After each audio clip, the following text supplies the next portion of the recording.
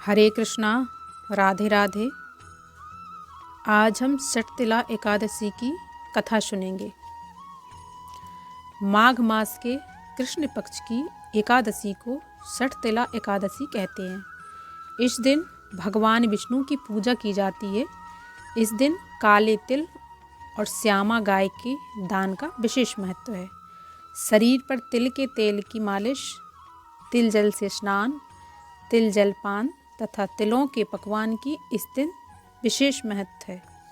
विधि पूर्वक यह व्रत करने वालों को रोगों से मुक्ति मिलती है और सुखों में वृद्धि होती है। एक समय दालभ ऋषि ने महर्षि पुलत्स्य जी से पूछा कि हे महाराज, मृत्युलोक में मनुष्य ब्रह्म हत्या आदि अनेक महापाप करते हैं, पराय धन की चोरी और दूसरों की उन्नति को देखकर ईर्ष्या करते हैं तथा अनेक प्रकार के व्यसनों में फंसे रहते हैं, फिर भी उन्हें नरक प्राप्त नहीं होता है। इसका क्या कारण है? न जाने वो कौन सा दान अथवा पुण्य करते हैं जिससे उनके पाप नष्ट हो जाते हैं। यह सब कृपा पूर्वक कहिए। पुलस्त मुनि बोले कि हे राजन, आपने अत्यंत सुंदर प्रश्न पूछा है। इससे संसार की जीवों का कल्याण होगा। ब्रह्मा, विष्णु, रुद्र तथा इंद्र आदि भी इस गुप्त भेद को नहीं जानते, परंतु संसार के भले के लिए मैं आपको सुनाता हूँ। माघ मास के लगते ही स्नान आदि से शुद्ध हो, इंद्रियों को वश में करके काम, क्रोध, लोभ, मोह, अहंकार, ईर्ष्या, अभिमान आदि त्याग कर भगवान का स्मरण करना चाहिए। गोबर, कपास, तिल मिलाकर उसके कंडे उपले बनाने चाहिए। उन उपलों से 108 बार हवन करना चाहिए। उस दिन मूल नक्षत्र हो, साथ ही नित्य क्रिया से निमित्त होकर देवाधिदेव भगवान विष्णु का पूजन और एकादशी का व्रत करें। रात्रि को जागरण करना श्रेष्ठ है। उसके दूसरे दिन धूप, दीप, नैवेद्य आदि से भगवान का पूजन करके खिचड़ी का भोग लगावें। भगवान विष्णु का पूजन करके पीठा, नारियल, सीताफल और सुपारी सहित अर्घ्य देते हुए विनय करें कि हे भगवान, आप दीनों को शरण देने वाले तथा इस संसार सागर में फंसे प्राणियों का उद्धार करने वाले हैं। हे पुंडरीकाक्षात, आप लक्ष्मी सहित इस तुच्छ अर्घ्य को स्वीकार करें। इसके पश्चात जल से भरा हुआ घड़ा ब्राह्मण को दान करें। उस समय ब्राह्मण को श्यामा गौ और तिल पात्र देना अति उत्तम है। तिल स्नान और भोजन दोनों ही श्रेष्ठ हैं। इस प्रकार जो मनुष्य जितने तिलों का दान करता है, उतने ही 1000 वर्ष स्वर्ग में वास करता है। तिल मिश्रित जल में स्नान, तिलों का उपटन, तिल मिश्रित सामग्री से हवन, तिल मिश्रित जल को पीना और भोजन में तिलों का प्रयोग तथा तिलों का दान, ये 6 कार्य षटतिला कहलाते हैं। इनको करने से अनेक प्रकार के पाप नष्ट हो जाते हैं।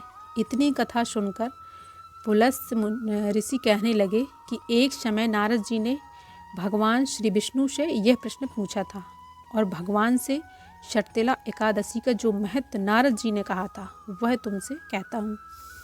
भगवान विष्णु कहने लगे कि हे नारद मुनि, मैं आँखों देखी एक सत्य घटना कहता हूँ, तुम ध्यानपूर्वक सुनो। प्राचीन काल में मृत्युलोक में एक ब्राह्मणी रहती थी। वह सदैव व्रत किया करती थी। एक समय वह 1 मास तक लगातार व्रत करती रही। इससे उसका शरीर अत्यंत दुर्बल हो गया। वह अत्यंत बुद्धिमान थी, फिर भी उसने कभी देवताओं के निमित्त धन तथा अन्न का दान नहीं किया था। इससे मैंने सोचा कि ब्राह्मणी ने व्रत आदि तो अपना शरीर शुद्ध कर लिया है और इसको विष्णु लोक तो मिल ही जाएगा, परंतु इसने कभी भी अन्न दान नहीं किया है। इससे इसकी तृप्ति होना कठिन है। ऐसा सोचकर मैं एक भिखारी बनकर मृत्युलोक में उस ब्राह्मणी के पास गया और उससे भिक्षा मांगी। वह बोली कि हे महाराज, आप यहाँ किस लिए आए हैं? मैंने कहा, हे ब्राह्मणी, मुझे भिक्षा चाहिए। इस पर उसने एक मिट्टी का ढेला मेरे भिक्षा पात्र में डाल दिया। मैं उसे लेकर स्वर्गलोक लौट आया।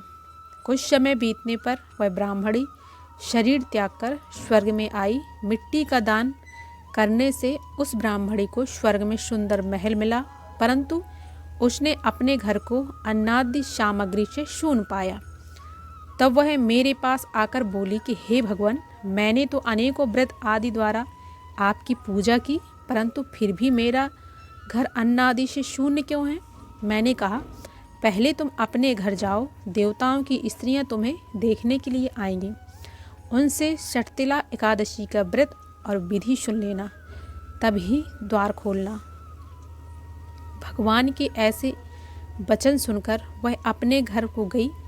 जब देव स्त्रियां आईं और उन्होंने द्वार खोलने के लिए कहा, तो ब्राह्मणी बोली कि आप मुझे देखने के लिए आई हैं, तो सबसे पहले षटतिला एकादशी का महत्व कहिए। तब उनसे एक देव स्त्री ने षटतिला एकादशी का महत्व कह सुनाया। ब्राह्मणी ने महत्व सुनकर घर का द्वार खोल दिया। देवांगनाओं ने देखा कि वह ना तो गंधर्वी हैं और न आसुरी वर्ण सांसारिक वृद्धा हैं। उस ब्राह्मणी ने देवियों के कथानुसार षटतिला एकादशी का व्रत किया। इसके प्रभाव से वह देव कन्याओं के समान सुंदर और रूपवती हो गई तथा उसका घर धन आदि समस्त सामग्रियों से भरपूर हो गया।